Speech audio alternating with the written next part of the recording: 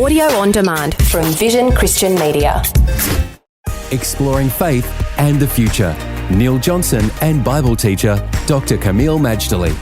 We've been talking about how we understand some of the global trends that are happening around the world so that we can understand the times.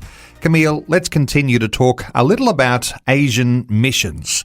And Christian mission continues to grow around the world. Yes, Neil, I had begun to talk about Singapore, for example, having a very strong mission impetus. I mean, I don't know, I think there's like 300 churches in Singapore, but they've had an outsized contribution to mission to the point that we now call it the Antioch of the East.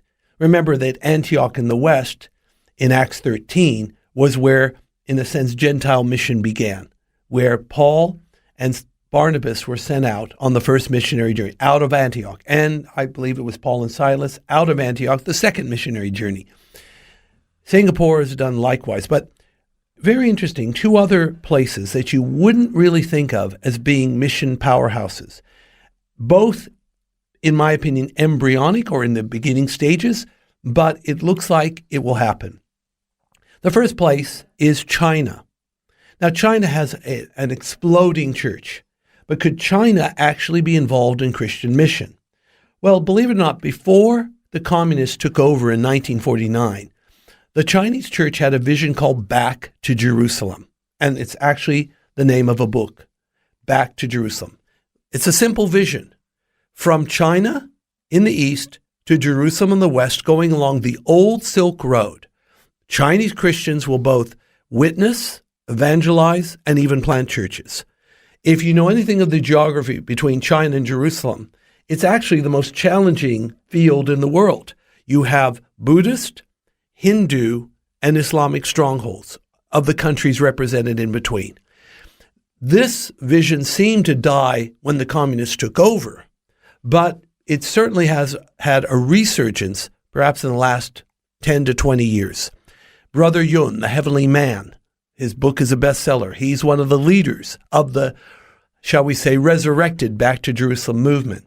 I understand already Chinese Christians deployed, but the vision now is 100,000 Chinese believers embarking on the old Silk Road, evangelizing, church planting. Now, they don't have much money, and their training, well, it would be very informal, but they certainly have the zeal.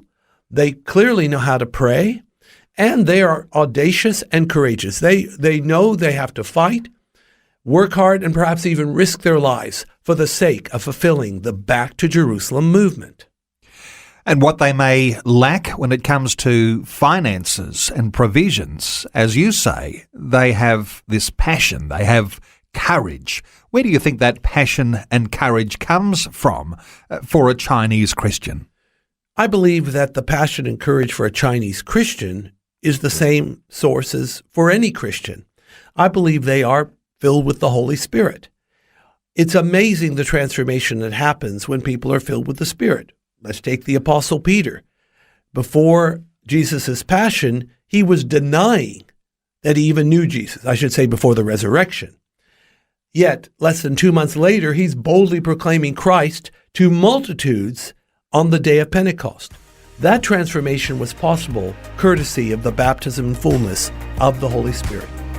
Just as it worked back in the Bible times, it still happens to this day.